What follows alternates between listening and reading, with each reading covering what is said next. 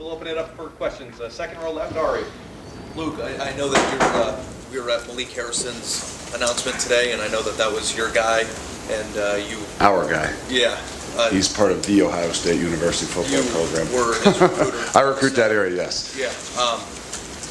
What was it about him that made you feel like you was a fit? I know there were some comparisons of like what you did for Darren a few years ago and getting him an offer, and why did you feel the need to get him? No, Malik deserved an offer, and I think the unique thing about him is I probably know more about him than I know about anybody else in this class. And sometimes, obviously, the guys they're closest here, and the guys in the state of Ohio you know more about, and that's a positive and a negative at times too, because there are there's different things that those guys that are locally, the different challenges for them.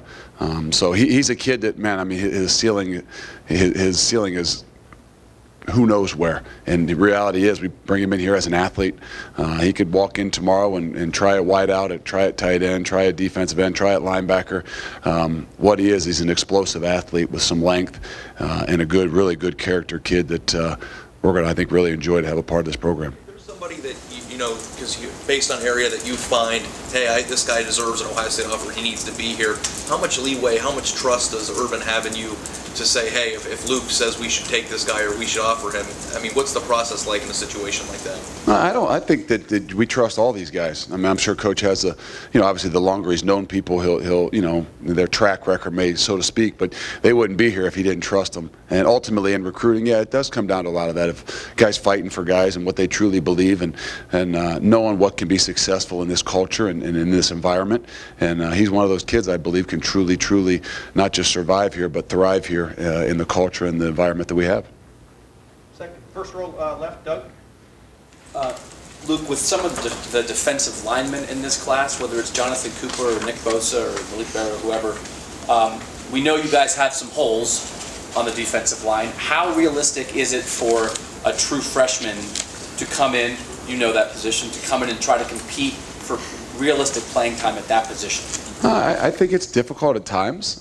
There's the biggest difference in the high school game to the college game has got to be in those big positions. Whether it's a defensive lineman, whether it's an offensive lineman. The good thing about defensive line as opposed to offensive line, there's not nearly as much truly to learn.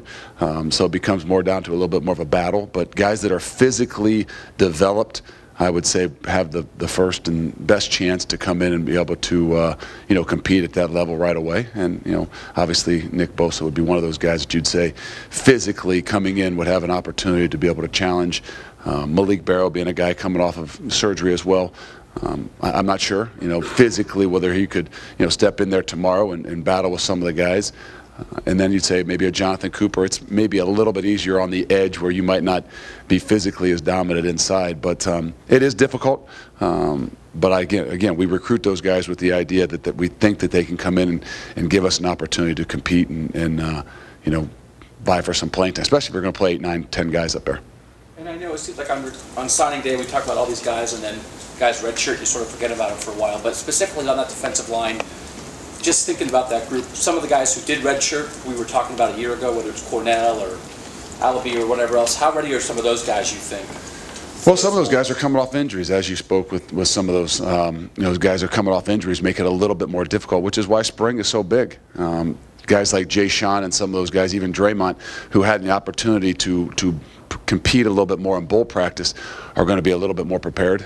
Bowl practice really is like another spring ball. I mean, we'll have as many practices in bowl as we do for all of spring. So it was great for them. It was a great opportunity for them. They won't be freshmen. They won't even be sophomores. We like to look at it as, they're basically in their second year. So we're looking for big things, from Jay Sean, from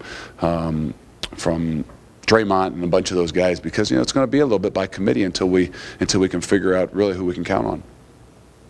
Front row right here, Austin. Luke, Urban just, when he was talking about Nick Bosa, said he might have been ahead of where Joey was as a freshman.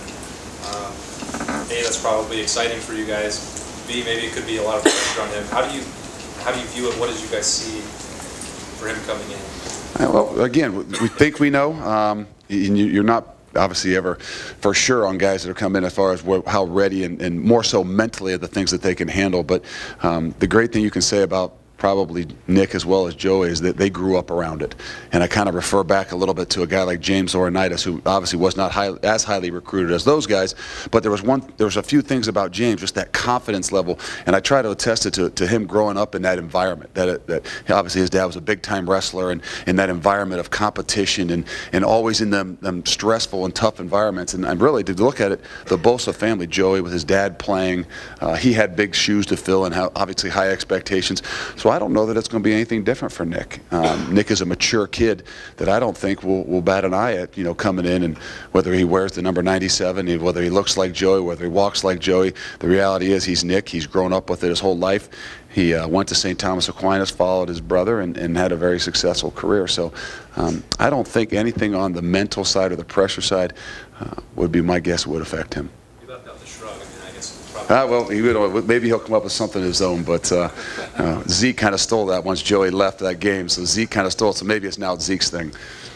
Second row middle, Tim. Luke Urban was just in here talking about Keandre and kind of thinks he's going to be a high-impact guy as his position coach now.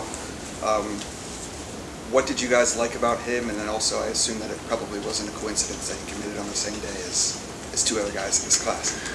I mean, those things kind of all come together, and like we say, if you build it, they will come.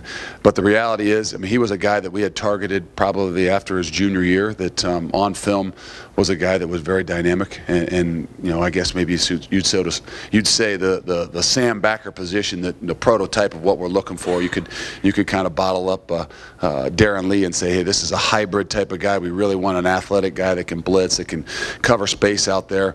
And from all the recruiting and watching all the film going into even before his senior year, at the end of his junior year, he was probably the one guy that we had targeted to say, wow, that guy fits exactly the mold of what we want.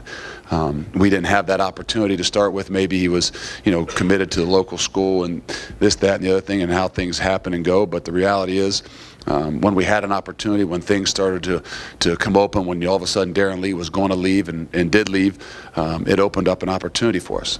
And we took that opportunity, knew what we wanted, and we're just fortunate enough that we had the good fortunes, obviously, to put a lot of things together to get maybe one of his good buddies and do a great job at landing a great football player.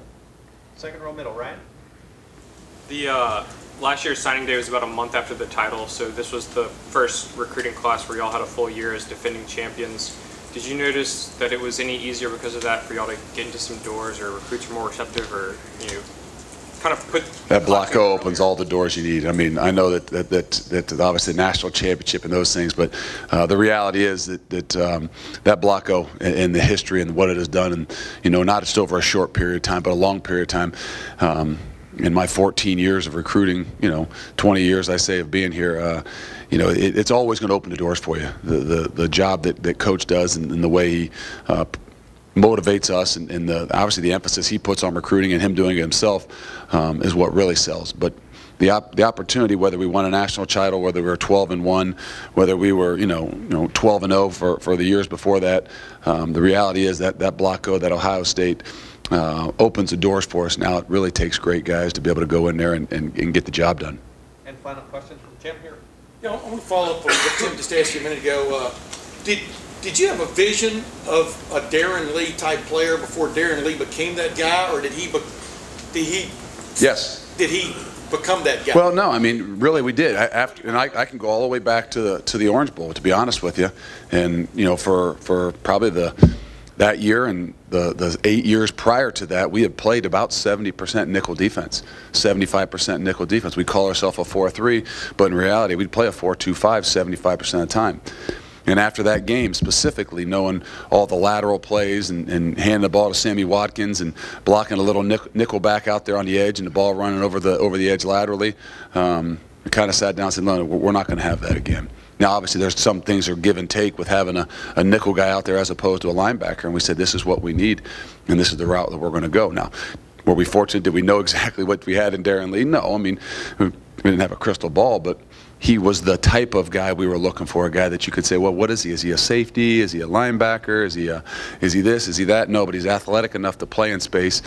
We know darn well we're going to put him out there and we're going to eliminate all lateral plays, all bubbles, and all things that are going to make sure they're going to try to force the field make us cover 53 and a third. The reality is, with having that guy out there, the piece that we're looking for, that we're going to try to shrink that field and have to play 1/3 of the field. I'm gonna follow that one in. I'll get last question. That's always the last question. Go ahead. But who else on this group right now, the linebackers you've got, fits that mold in your mind? Well, we walk out there tomorrow, and Chris Worley is going to be that guy. But that goes without saying. We're going to find a way to get our best 11 guys out there. You're going to see Jerome Baker have an opportunity to go out there, and you're going to see guys that are going to come in, and Keandre Jones are going to have an opportunity to go out there. But we're going to move them around. We're going to find the guys that give us the best opportunity to be able to do those things. And all you got to do is look back to the one play. I think Darren went out one play of the Illinois game. Took a shot in the chest, and the very next play they come out and they throw the bubble out there to the field because we put a new true freshman out there, and they were going to come challenge that thing right away. So believe me, we bring that up often to whoever is going to be able to fill that spot. And listen, like Urban said, he wants to play 18. That's the third of the last. Exactly.